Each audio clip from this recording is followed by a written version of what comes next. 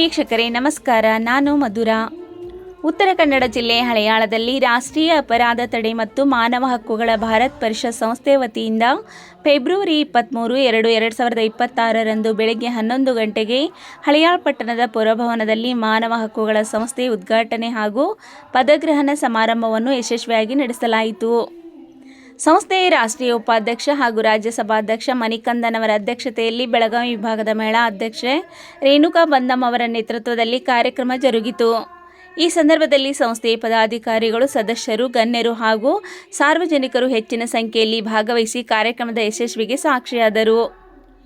ಕಾರ್ಯಕ್ರಮದ ಮುಖ್ಯ ಆಕರ್ಷಣೆಯಾಗಿ ಸಂಸ್ಥೆಗೆ ಸುಮಾರು 120 ಜನ ಹೊಸ ಸದಸ್ಯರಿಗೆ ಅಧಿಕೃತ ನೇಮಕಾತಿ ಆದೇಶಗಳನ್ನು ವಿತರಿಸಲಾಗಿದ್ದು, ಅವರು ಅಧಿಕೃತವಾಗಿ ಸಂಸ್ಥೆಗೆ ಸೇರ್ಪಡೆಗೊಂಡರು. ವಿವಿಧ ವೃತ್ತಿ ಹಾಗೂ ಸಾಮಾಜಿಕ ಹಿನ್ನೆಲೆಯ ಸದಸ್ಯರು ಸಂಸ್ಥೆಯ ಆಶಯಗಳನ್ನು ತಮ್ಮ ಜೀವನದ ಭಾಗವನ್ನಾಗಿ ಮಾಡಿಕೊಂಡು ಸೇವೆ ಸಲ್ಲಿಸಲು ಮುಂದಾಗಿರುವುದು ಸಂಸ್ಥೆಯ ಬಲವರ್ಧನೆಗೆ ಹೊಸ ಶಕ್ತಿ ನೀಡಿದಂತಾಗಿದೆ.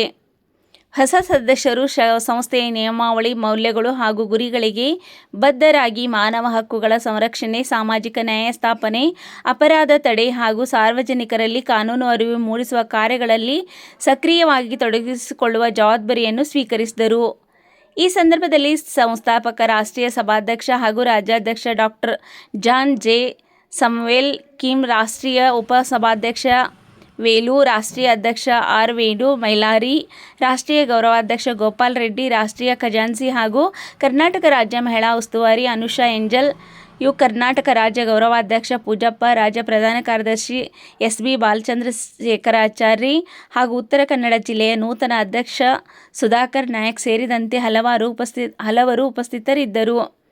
ಕಾರ್ಯಕ್ರಮದ ಯಶಸ್ವಿಗೆ ಶ್ರಮಿಸಿದ ಎಲ್ಲ ಪದಾಧಿಕಾರಿಗಳು ಹಾಗೂ ಸದಸ್ಯರಿಗೆ ಸಂಸ್ಥೆ ಕೃತಜ್ಞತೆ ಸಲ್ಲಿಸಿದ್ದು, ಈ ದಿನವನ್ನು ಸಂಸ್ಥೆಯ ಇತಿಹಾಸದಲ್ಲಿ ಸ್ಮರಣೀಯ ಹಾಗೂ ಹೆಮ್ಮೆಯ ದಿನವೆಂದು ಪರಿಗಣಿಸಲಾಗಿದೆ. ಮುಖ್ಯ ಅತಿಥಿಗಳಾಗಿ ಫಿರೋಜ್ ಶಾ ಸೋಮನಕಟ್ಟಿ, ಹಳೆಯಾಳ ತಹಸೀಲ್ದಾರ್, ಶಿವಾನಂದ್ ಮದರಕಡ್ಡಿ, ಡಿವೈಎಸ್ಪಿ ದಾಂಡೇಲಿ, ಗಾಯತ್ರಿ, ಅರಣ್ಯ ಇಲಾಖೆ ಹಳೆಯಾಳ, ಡಾಕ್ಟರ್ ಅನಿಲ್ ಕುಮಾರ್ ನಾಯಕ್ ದಾಂಡೇಲಿ ಮತ್ತು ಹಳೆಯಾಳ ಮುಖ್ಯ ವೈದ್ಯಾಧಿಕಾರಿಗಳು, ರಾಮಚಂದ್ರ ಬುರ್ಲಿ, ಭಾಗವತಿ ಗ್ರಾಮ ಪಂಚಾಯತ್ ಮಾಜಿ ಅಧ್ಯಕ್ಷರು, ಸುಂದರ್ ಕಾನ್ಕತ್ರಿ, ಹಳೆಯಾಳ ವಕೀಲ ಸಂಘದ ಅಧ್ಯಕ್ಷರು, AI Maldar auditor, Mala Braganza, Haliyal block Congress ಮಹಿಳಾ ಅಧ್ಯಕ್ಷರು, ಪೌಲ್ ಫರ್ನಾಂಡಿಸ್ ಅಧ್ಯಕ್ಷರು ದಾಂಡೇಲಿ ತಾಲೂಕ್, ಸಂತೋಷ್ ಗೌಡೆ ಉಪಾಧ್ಯಕ್ಷರು ದಾಂಡೇಲಿ ತಾಲೂಕ್, ಪ್ರೇಮೇಳಾ ಮಾನೆ ಮಹಿಳಾ ಅಧ್ಯಕ್ಷರು ದಾಂಡೇಲಿ ತಾಲೂಕ್, ಮಂಗಲಾ ಕಶಿಲ್ಕರ್ ಅಧ್ಯಕ್ಷರು ಹಳೆಯಾಳ, ಅಫ್ತಾಬ್ ಶೇಖ್ ಪ್ರಧಾನ ಕಾರ್ಯದರ್ಶಿ ದಾಂಡೇಲಿ ತಾಲೂಕು ಉಪಸ್ಥಿತರಿದ್ದರು. ನಮ್ಮ ಸಮಾಜವನ್ನು ಅಥವಾ ಅಧಿಕಾರಿಗಳನ್ನು ಪ್ರಶ್ನೆ ಮಾಡಿಕೊಂಡು ಹಕ್ಕುಗಳನ್ನು ಕೇಳ್ತೀವಿ. ಹಾಗೆ ಸಂವಿಧಾನ ಕೊಟ್ಟಿರುವಂತಹ ಕರ್ತವ್ಯಗಳ ಬಗ್ಗೆ ನಮಗೆಲ್ಲರೂ ಅರಿವಿಟ್ಕೊಂಡು ನಾವೆಲ್ಲರೂ ನಡೆಯೋಣ ಅಂತ ಹೇಳ್ತಾ ಈ ಕಾರ್ಯಕ್ರಮಕ್ಕೆ ಆಹ್ವಾನಿಸಿ ಉದ್ಘಾಟನೆ ಮಾಡಲಿಕ್ಕೆ ಅವಕಾಶ ಬಂತು.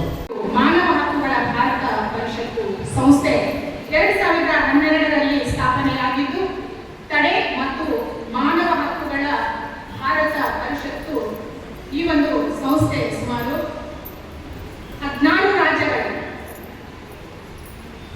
ಭಾರತ ಸರ್ಕಾರದ ನೀತಿ ಆಯೋಗದ ಅಡಿಯಲ್ಲಿ ಹಾಗೂ ಸಾಮಾಜಿಕ ಪಡಿತಾ ಇರ್ತಕ್ಕಂಥ ಎಲ್ಲ ನನ್ನ ಆತ್ಮೀಯ ಬಂಧುಗಳಿಗೆ, ಎಲ್ಲ ಸಾರ್ವಜನಿಕರಾಗಿ ನನ್ನ ಸ್ನೇಹಿತರಿಗೆ, ಮತ್ತೆ ಅಕ್ಕ ತಂಗಿಯರಿಗೆ, ಯುವಕರಿಗೆ, ಮಕ್ಕಳಿಗೆ, ವೃದ್ಧರಿಗೆ ಹಾಗೂ ಈ ವೇದಿಕೆಯನ್ನು ಅಲಂಕರಿಸಿದಂಥ ಎಲ್ಲರಿಗೂ ಕೂಡ, ವಿಶೇಷವಾಗಿ ಮಾಧ್ಯಮ ಮಿತ್ರರಿಗೆ, ಪತ್ರಕರ್ತರಿಗೂ ಕೂಡ ನನ್ನ ಹೃದಯಪೂರ್ವಕವಾದಂಥ ಅಭಿನಂದನೆಗಳನ್ನು ತಿಳಿಸ್ತಾ, ಸಂರಕ್ಷಣೆ ಮಾಡಬೇಕು, ಮಾನವ ಹಕ್ಕುಗಳನ್ನು ಎತ್ತಿ ಹಿಡಿಬೇಕು, ಮಾನವ ಹಕ್ಕುಗಳ ಉಲ್ಲಂಘನೆ ಆಗದಂತೆ ತಡಿಬೇಕು.